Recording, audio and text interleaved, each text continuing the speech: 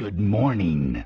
Out of the 4 core anime and manga demographics, Shonen is undoubtedly the most popular one, and most of the series that I love the most are Shonen. Even now, as a grown-ass man who is past the target age demographic, put a Shonen series with an interesting and solid plot and I'll eat that shit up, I ain't gonna lie. But there is one thing that comes with being a Shonen fan that must be addressed, and I am definitely not the first person to relay this message, but as you read by the title, I am talking about Shonen endings, and why I think they're low-key cursed and have been for a long time now, but I'll get into that later. For now though, I want to get into the reason why I'm even talking about this in the first place. So this week, at the time of me recording this, though when this video comes out it'll probably be the week after, Chainsaw dropped a new chapter, and boy did it have quite the interesting response. Especially because this is apparently the second to last chapter of the manga. Now, I haven't fully caught up to the second part of Chainsaw Man. I've honestly been pretty on and off with the series as of late, but this comes as a genuine shock to even me. From what I can tell, there seems to be a lot of loose ends and a sense of the series being unfinished. One of the biggest things people were anticipating and hoping for was the return of power, but it looks like that most likely won't be happening. Now, knowing the insane mind of Fujimoto, who is one of the most unpredictable mangaka out there, I wouldn't be amazed if this was just the end of part 2 and eventually we get a part 3 announcement. Though at the same time, part of me also wouldn't be surprised if this man really goes through with ending the manga here. Again, this is Tatsuki Fujimoto we're talking about, and if that's the case, only God knows what the hell he is cooking up with this final chapter. But all I know is that no matter what, if this is truly the end of Chainsaw Man, the response to this final chapter is gonna spawn some of the worst discussions from both its fans and its haters. It don't matter if it ends up being good or bad, I can see the wave of toxicity coming from a mile away, and I am 100% certain of this. But the question is why though? You see, within the last several years I've noticed that whenever a big shonen series ends, it always goes through the same cycle. Huge amount of hype is built up for the final chapter, then the final chapter actually comes out, and then lastly you have the mixed responses, with people at each other's necks willing to die about their takes over these series endings. And I will say a lot of these arguments consist of takes that can actually offer some good or interesting discourse to surround it. On the other hand though, you have a lot of takes that go viral that don't really offer much in terms of having productive discussions. This is where you'll hear a lot of very reactionary takes, and most of this stuff verges on the lines of just straight up slander and agendas, which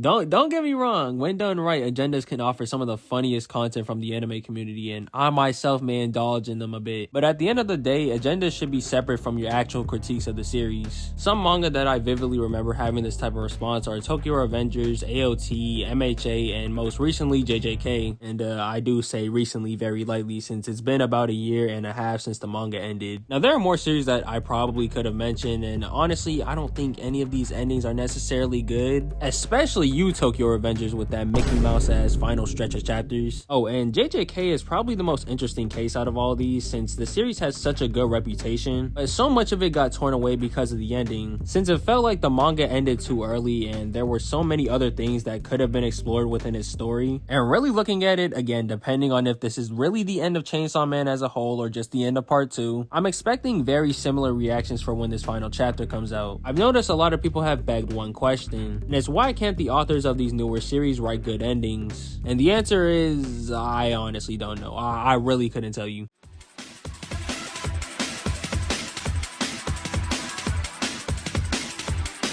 But I will say though, this isn't necessarily a new problem. Controversial endings in popular shonen has always been a thing. Series like Naruto, Bleach, Death Note, hell, even as far back as Yu Yu Hakusho have had endings that have left viewers and fans mixed. A lot of this has to do with how certain magazine companies operate, and this can cause a series to go on longer than it was really intended to. And this can impact not only the manga's ending, but just the manga as a whole, which is why I like to use the word curse in this instance, though a lot of series have broken out of this curse and have given us some really great endings. But I think now, with the way the internet currently is, hearing about a popular shonen series ending and seeing everyone absolutely dunk on it is a much more common thing to witness. And really, I think it's something that's expanded beyond just shonen, and it could really be applied to just anime and manga in general, no matter what demographic or genre. Anyways though, I'm hoping Chainsaw Man doesn't fall into this fate, though if we being real, things aren't looking too good right now. Look, I'm gonna just keep my fingers crossed for a part 3. Maybe I'm just high off copium, but I don't give a shit. There's just no way we're ending things off here, man. But